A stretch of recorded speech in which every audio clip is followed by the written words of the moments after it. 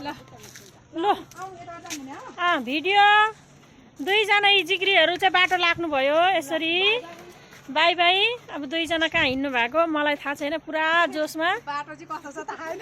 बाटो त पुरै खोल्सा खोल्सा हो नि के गर्नु। काठमाडौँमा पनि यस्तो ठाउँ छ त हामीरोतिर। ल ल फोन गर्नु है म बाई कस्तो आउँदै रहेको बाई ल ल बाई ल फोन गर बेलुका ल।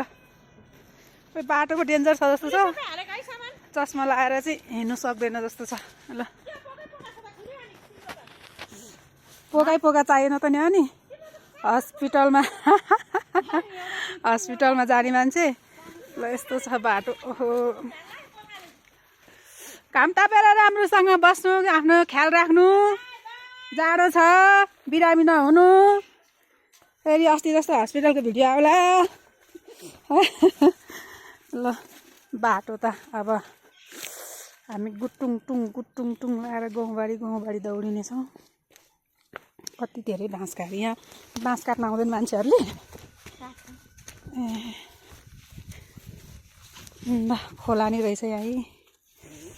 खोलामा पानी सुकेछ सानो मात्रै छ।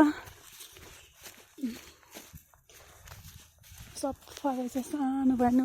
लालुपाते कति फुलेको। हिजो कति रमाइलो थियो माथि तारे भिरमा। बाफरे कति झिलिमिली कति रातिसम्म डुङ आवाज आइरहेको थियो माथि। न्यु इयर मनाउन आउनेहरू होला। रिसोर्ट रेस्टुरेन्टहरूमा रमाइलो गर्न आउने होला। ठुटे कुकुर कहाँ जानु लागेको। ल हामी चाहिँ हिँडेको गाडी चढ्ने ठाउँमा। गाडी 9:30 बजी हिँड्छ अरे छोडेर जाला है हामीलाई फेरि। यो चाहिँ सुन्ताखान भन्ने ठाउँमा हो। सुन्ताखान टिफर पो आएको रहेछ। सुन्ताखान यस्तो राम्रो खेतीबारी छ यहाँ। आलु खन्ने बेला भएछ सुन्ताखानको। रमाइलो छ वातावरण। घाम बिहान नै लाग्ने पारिलो।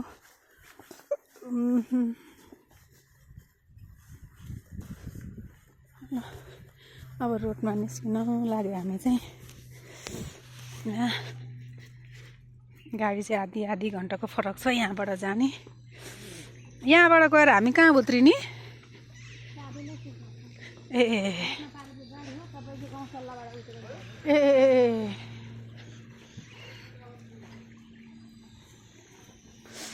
बाख्रामा पुर्याउनु हिँडेको होला नि त बा। खोला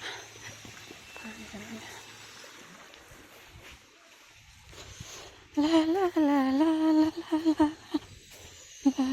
ला ला।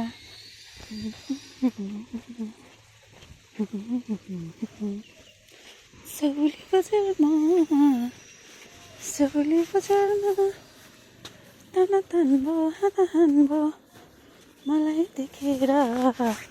अलैँचीको पात ताना तान्बो हान्बो मलाई देखेर। हामी चाहिँ यहाँ उत्रियौँ। यहाँ आइपुग्यो। यहाँ बस पार्कभन्दा तल। ल यहाँको रोड बाटो। गाडी चाहिँ गइसकेकी छ। गएको छैन होला।